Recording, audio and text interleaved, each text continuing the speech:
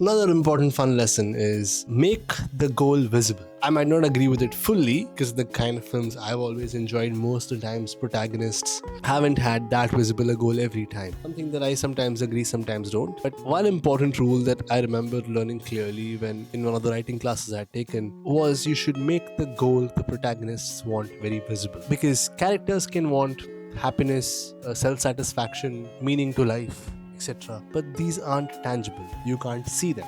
The wants are real and understandable, but they aren't visible. When I say visible to the camera, ideally people say cinema needs something that the characters can chase, a goal you can touch, a destination you can clearly point to, an object you can hold up and say, this is what I want. This is what the story is about. What's a tangible goal? A medal, a first prize to a dance competition with a family, reaching the hospital on time while driving all through London while you tell your wife that you've had an affair and that person is having a baby. I'm talking about Locke, this film that Tom Hardy acted in. It could be a medal, a stolen briefcase, a lost family member that you finally find, a match ticket, a championship trophy, whatever it is. But when a goal becomes physical, the urgency becomes fairly real. Clear examples: Gully Boy, the tournament in the end; Lagaan, the cricket match in the end; Pursuit of Happiness, he literally just wants a good job that could promise him a good life. There's something that I remember reading about and talking about and being in another classes in that used the word the McGuffin trick,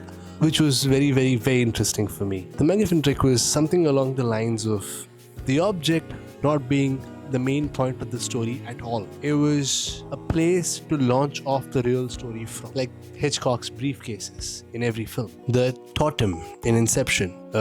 It's always a pen drive in a lot of spy thrillers, like a tangible object that basically is like a launch pad to take the story forward. Characters chase it fiercely, people go nuts over it. And so, even we start chasing them as audience members. Even if the object becomes completely irrelevant by the end, the journey is what that matters. Now, why do these tangible goals matter more? Because the clearer the goal, the stronger the momentum. When the hero wants something visible, the audiences wants to see the hero take a step closer every time to how he gets what he wants. The audience is almost clearly reading it as a step forward or a step backward. Cinema almost becomes like a hunt. If the audiences can't see what the protagonist wants, they a lot of times can't see why the story matters. So when you write something for yourself, give audiences something to root for your protagonists. Make the audiences want your protagonist to win.